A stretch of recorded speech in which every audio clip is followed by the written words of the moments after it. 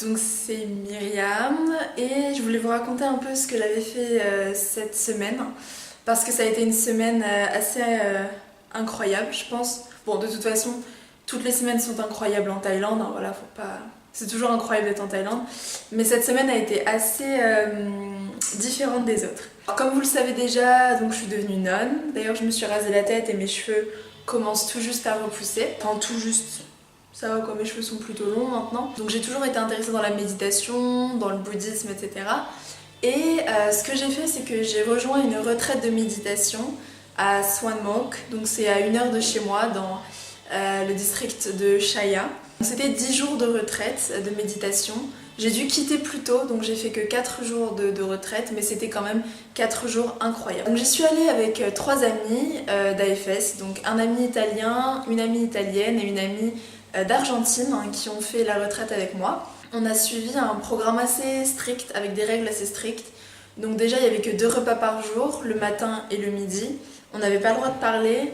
Et clairement c'était méditation toute la journée, et on écoutait le Dhamma, donc le Dhamma c'est les enseignements du Bouddha. Voilà, donc c'était vraiment focalisé, quoi. C'était du 100%, c'était de l'intensif, quoi. Donc en gros, c'était le réveil, c'était à 4h du matin, à 4h30 on commençait une méditation, toute la matinée c'était de la méditation, à 8h du matin on avait le petit déjeuner.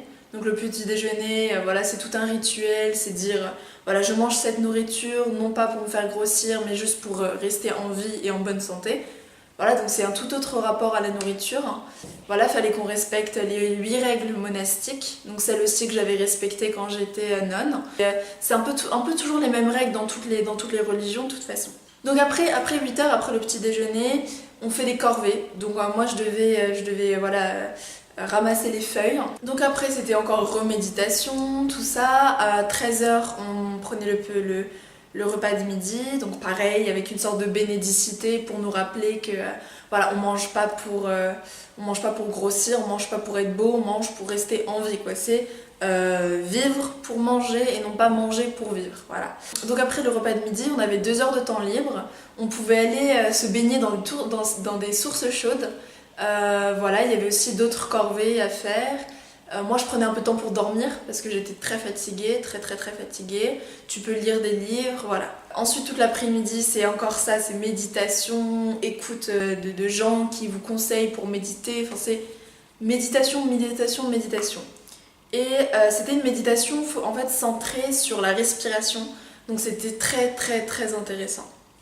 Finalement j'ai dû repartir plus vite hein, parce qu'en fait mon amie qui vient d'Argentine en fait. Donc elle voulait partir de la retraite parce que pour elle, voilà, elle avait d'autres choses à faire pendant ces 3 semaines et qu'elle commençait à s'ennuyer. Et comme elle est hébergée dans ma famille d'accueil, je pouvais pas la laisser toute seule rentrer. Donc voilà, donc on est finalement rentrés, mais j'en garde quand même un très bon souvenir. Ça a été une très bonne expérience. Et je recommande ça vraiment à tout le monde. C'est vraiment une super expérience.